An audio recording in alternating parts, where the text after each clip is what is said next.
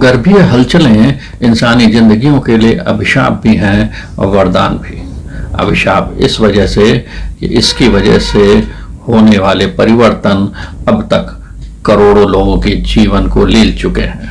वरदान इस सूरत में है कि हर विनाश के बाद निर्माण की एक श्रृंखला जुड़ी होती है। विनाश के बाद निर्माण की इसी शाश्वत श्रृंखला से ही पृथ्वी पर मानव जीवन अस्तित्व में आया है और पृथ्वी ने वर्तमान स्वरूप धारण किया है। लेकिन सवाल यह है कि क्या ये विनाश और हलचलें थम चुकी हैं? पृथ्वी ने स्थायित्व प्राप्त कर लिया है और अब ये हलचलें भविष्य में नहीं होंगी? तो जवाब है नहीं। यदि ऐसा होता तो धरती के हिलने से आने वाले भूकंपीय झटकों को हम आज भी महसूस नहीं कर रहे होते। भूकंप के इन झटकों ने आज भी हमें दहशत में नहीं रखा होता। दुनिया भर में तेज भूकंपों के बारे में सुना भी होगा और इससे होने वाली विनाशलीला को देखा भी होगा। लेकिन आज हम बात करेंगे राजस्थान के कश्मीर यानी माउंट आबू में आने वाले भूकंपों के बारे में। आखिर क्या कारण है कि यहाँ हर साल भूकंप के झटके लगते हैं? ये भूकंप मानव जीवन के लिए कितने नुकसानदायक हैं या ये हल्के झटके यहाँ के लोगों के लिए फायदेमंद हैं? इन भूकंपों के बारे में जानने से पहले हमें ये जानना होगा कि आखिर ये आते क्यों हैं। पूरी दुनिया में भयंकर भूकंप जिस वजह से आते हैं, ठीक वैसे ही स्थानीय कारणों से माउंट आबू के भूकंप आते हैं। नमस्कार, मैं परीक्षित मिश्रा और आप देख रहे हैं पीएम इन डेप्थ।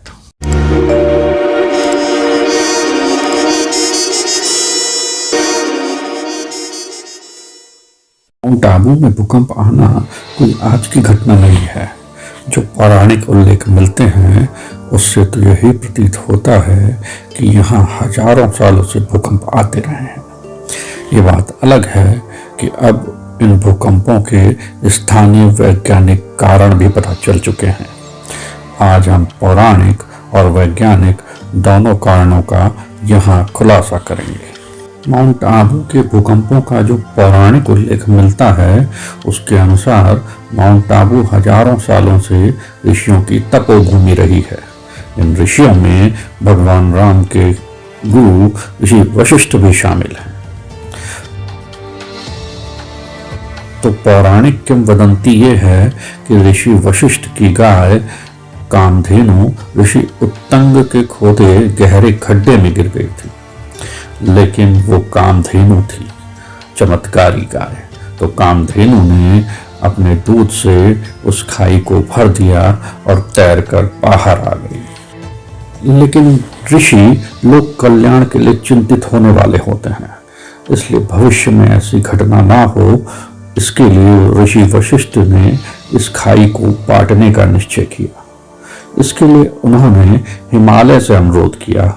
इस पर हिमालय ने लोकहित के लिए व्यथित ऋषि के लोक कल्याण के अनुरोध को स्वीकारा और अपने पुत्र नंदीवर्धन को इस खाई को पाटने की आज्ञा दी। हिमालय से यहाँ तक नंदीवर्धन पर्वत को लाना भी एक मुश्किल काम था। ऋषि वशिष्ठ ने इसके लिए अर्बुद सर्प से अनुरोध किया। अर्बुद सर्प की पीठ पर नंदीवर्धन को उस स्थान पर लाया गया जहां आज माउंट आबू है। अर्बुद सर्प के साथ ही नंदीवर्धन ने इस खाई को पाट दिया। किंवदंती है क्योंकि नंदीवर्धन अर्बुद सर्प की पीठ पर स्थापित है, अर्बुद सर्प हर 6 महीने में करवट लेता है। इस कारण माउंट आबू में हर 6 महीने में भूकंप आता है। धर्म ग्रंथों का यह उल्लेख बताता है कि माउंट आबू का भूकंपों से नाता हजारों लाखों सालों पुराना है। लेकिन भूगर्भीय कारणों के अनुसार जो तथ्य सामने आए हैं उनसे माउंट आबू में आने वाले भूकंप लाखों सालों से आ रहे होंगे। आज भी साल में 1 या 2 बार यहाँ ऐसे भूकंपीय झटके आते रहते हैं जिनकी वजह से यहाँ के भवन हिलते हैं। लेकिन इन झटकों के अलावा ऐसे भी झटके आते रहते हैं जो अल्पतम तीव्रता के हैं। 1 सितंबर 2015, 14 अगस्त 2018, 5 जून 2019, 18 नवंबर 2021, 20 नवंबर 2021, 14 मार्च 2022 को भूकंप के ऐसे ही झटके महसूस किए गए। इनमें से एक आध को छोड़कर शेष सारे भूकंप हल्के रहे और इनके स्थानीय कारण रहे। भूकंपीय घटनाओं को जानने के लिए प्लेट टेक्टोनिक थ्योरी समझनी होगी। दरअसल पृथ्वी को समझना है तो उसकी संरचना को जानना होगा। अभी हम जिस जमीन पर खड़े हैं वो आपको ठोस नजर आ रही है। कहीं पहाड़ हैं, कहीं गड्ढे हैं, कुछ गड्ढों में पानी भरने से समुद्र का रूप ले चुके हैं, तो कहीं रेगिस्तान है। लेकिन ये पृथ्वी का वो हिस्सा है जो ऊपर से दिखता है। पृथ्वी की मूल संरचना को सेब से समझ सकते हैं। इसका ऊपरी हिस्सा सेब का छिलका समझिए और अंदरूनी हिस्सा सेब का पल्पी भाग। पृथ्वी और सेब की संरचना में अंतर इतना ही है कि सेब का बाहरी हिस्सा यानी छिलका मुलायम होता है और पृथ्वी का बाहरी हिस्सा ठोस होता है, जिसे क्रस्ट कहते हैं। वहीं सेब का पल्प वाला हिस्सा ठोस होता है और पृथ्वी की क्रस्ट के अंदर हजारों डिग्री सेल्सियस तापमान वाला तरल होता है, जिसे मेंटल कहते हैं। वहीं सेब के बीज वाला हिस्सा पृथ्वी का केंद्र है, जिसे इनर कोर कहते हैं। पृथ्वी का जो बाहरी ऊपरी ठोस सतह है वो सेब के ऊपरी सिरे की तरह सिंगल पीस नहीं होकर कई टुकड़ों में बटी होती है, कुछ ऐसे। इन टुकड़ों को प्लेट्स बोलते हैं। ये प्लेटें पृथ्वी के अंदरूनी सतह के ऊपर गर्म तरल पर मूवमेंट करती हैं। ये मूवमेंट इतनी धीमी होती है कि हमें पता ही नहीं चलता। तरल पर गतिशील प्लेटें जब मिलती हैं तो दबाव के कारण पहाड़, पठार, महासागर, खाड़ी आदि जैसी संरचना बन जाती है। इस प्रक्रिया को प्लेट टेक्टोनिक कहते हैं। जब दो प्लेटें दबाव से एक दूसरे के करीब आती हैं या खिंचाव से दूर जाती हैं या फिर समानांतर गतिशील होती हैं तो इस टकराव और घर्षण से काफ़ी ऊर्जा निकलती है। ठीक वैसे ही जैसे कि हमारे ताली बजाने या हथेलियां रगड़ने से निकलने वाली ऊर्जा से हथेलियां गर्म हो जाती हैं। प्लेटों के टकराव, खिंचाव और समानांतर गति से निकलने वाली ऊर्जा ही भूकंप के रूप में धरती की ऊपरी सतह पर महसूस की जाती है। करोड़ों साल पहले माउंट आबू की पहाड़ियों का निर्माण भी प्लेट टेक्टोनिक प्रक्रिया के कारण ही हुआ होगा।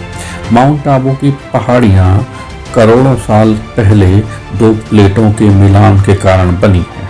ऐसे में इन पहाड़ियों वाले स्थानों पर दो प्लेटों के जोड़ हैं। इन्हें फॉल्ट कहते हैं।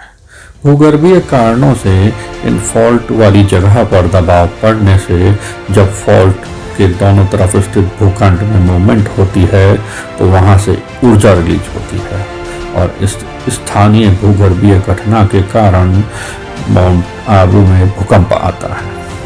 भूकंप की तीव्रता इस बात पर निर्भर करती है कि दबाव के कारण निकलने वाली ऊर्जा कितनी ज्यादा है।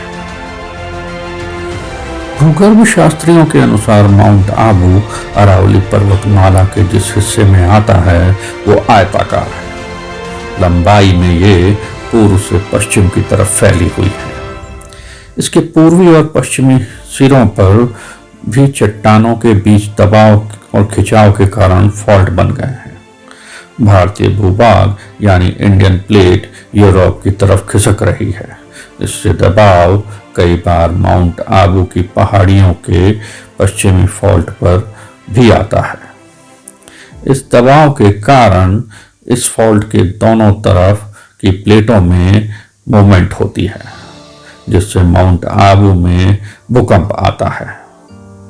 साल में 1 या 2 बार यहाँ भूकंप के हल्के झटके महसूस किए जाते हैं। क्योंकि अरावली विश्व की सबसे पुरानी पर्वत श्रृंखला है, ऐसे में इसके अधिकांश फॉल्ट लगभग सेटल हो गए हैं। इसलिए फॉल्ट के मोमेंट इतने ज़्यादा नहीं होते कि बहुत ज़्यादा ऊर्जा रिलीज हो और इससे बहुत बड़े भूकंप आ पाए।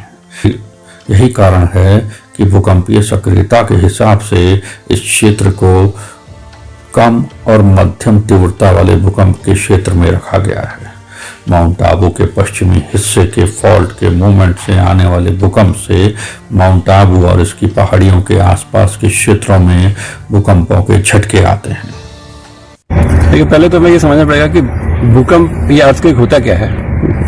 ये पृथ्वी के नीचे हो रही हलचल के संदर्भ में होता है, और जो हलचल में जो पृथ्वी के अलग अलग चट्टानों या प्लेट्स हैं वो आपस में उन पर दबाव पड़ता है, और जब दबाव इतना अधिक पड़ जाता है, जब दबाव बहुत अधिक पड़ जाता है तो प्लेट्स थोड़ा सा खिसक जाती हैं, और इस प्रक्रिया में बहुत सारी एनर्जी रिलीज होती है, जो कि जिसको हम अर्थक्वेक तरंग या सीज्मिक वेव्स कहते हैं, जो सरफेस पे या पृथ्वी की सतह पे कंपन के रूप में आती हैं, और उसी को हम भूकंप कहते हैं, जिससे जो काफी विनाशकारी हो सकते हैं। इसके भूकंप के विनाश का अनुमान या आकलन उस एनर्जी से लगाया जाता है। जितनी ज्यादा एनर्जी रिलीज होती है उतना ज्यादा विनाश होता है, और उतनी दूर तक उसका असर देखा जाता है। लेकिन बहुत सारे अर्थक्वेक ऐसे थे जो हमें महसूस नहीं होते, वो लगातार आते रहते हैं, क्योंकि पृथ्वी के अंदर अभी भी बहुत हलचल चल रही है, और पृथ्वी के अंदर की संरचना जो है ऊपर जितना सपाट और सिंपल दिखता है ऐसा नहीं है।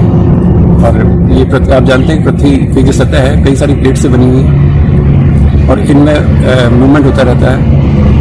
अब बात करें अगर माउंट आबू की बात आपने पूछी, माउंट आबू आपने देखा होगा कि एक बड़ा विशिष्ट संरचना है जियोलॉजिकली, भूवैज्ञानिक दृष्टि से, और एक तरह से उठा हुआ पहाड़ है चारों तरफ के संदर्भ में।